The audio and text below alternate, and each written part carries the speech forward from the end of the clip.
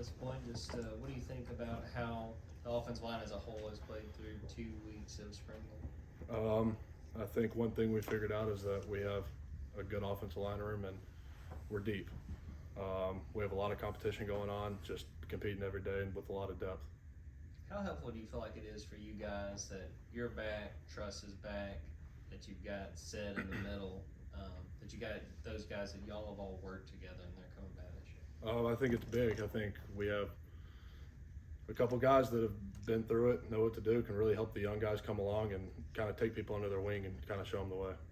What does Austin Blasky bring to this team, especially just all the experience he's got at this point? A lot of toughness. He's one tough kid. Effort.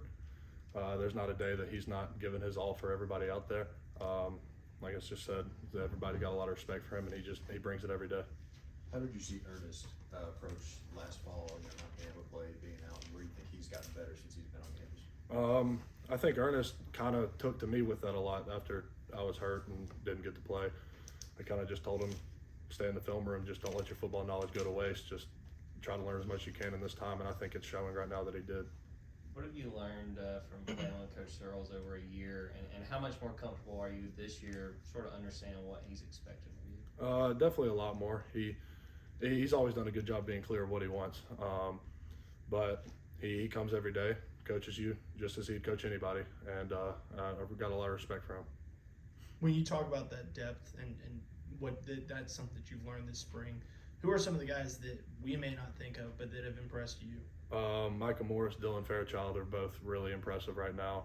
Jared Wilson, he's an athlete, he's physical, he's smart, and there's a lot. Monroe came in, he's athletic, and he just shows how athletic he is. Of course, he's got things to learn here and there just about college ball, but a lot of people have came in and started doing really well.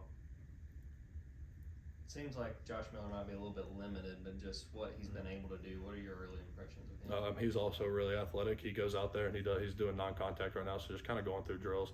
But he's done really good. He's kind of been picking it up in the meeting room, just picking up on things. So. With how much y'all rotated guys in and out throughout all of last year, like, is there less pressure to figure out, hey, these 5 guys are going to be our starters, knowing, hey, this is something that could go throughout the entirety of the season anyway? I think one of Coach Searles' goals is to find a starting 5 and then find a backup group there's not much drop off. And I think right now we do a lot where everybody gets a lot of reps, so there's no telling. People are getting a lot of reps every practice. What have you seen out of Amarius this spring, especially knowing that he's going to be a guy who's stepping into a much bigger role with Broderick and Warren moving on? A lot. He's gotten very mature with how he goes about things, just coming into practice, not really taking plays off and things like that, just going out there and grinding every day, just really stepping into the shoes that he's got to fill. We had a chance last week to talk to Kendall. What have you seen from him as he gets ready for this year? He's definitely stepped into more of a leader role on our team.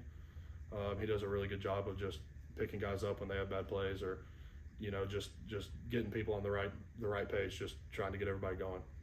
I understand that you were pretty close to Devin Willock. In what ways are you guys honoring him or trying to honor him in the spring? It's something that'll never leave our minds. It was one of our brothers, one of our best friends. Got a picture of him in the offense line room now. I've got this on my wrist for him. But yeah, it's just something that will always just come about. Even when we're watching plays, all the plays come up and it's just, you see him there. So it's just, we always know he's there with us and taking care of us. How big have your teammates been, and really you guys in the offensive line room, in trying to carry forward after that? We've always been a really close group, just hanging out all the time, just even out of football, even in football. There's never really any arguments. But I would definitely say this has brought us closer together as a whole, and I think you can really tell out of practice and just in general life. Well, you guys have split a lot of time, taking reps at right guard in particular. Who is kind of doing that now with you? Micah and Dylan both take some reps there. It's really just Coach Searles mixes us in and out, getting us used to play to different guys because we rotate like we saw last year. So we got to get used to playing next to different people. Do you ever get tackle reps anymore? You tackle when you got here. Here and there, just filling in. What kind of adjustments have you had to make, if any, with Mike Bobo now calling the offense? How different is it from an offensive lineman's perspective? I wouldn't say it's that much different.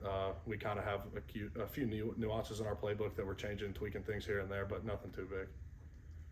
Do you sense like a new energy or focus, anything like that from Carson this spring, just from the opportunity he's got in front of him to win the starting job? Definitely, I think Carson's definitely focused right now, fighting it out every day. He goes into practice with a good attitude and just there to win a job.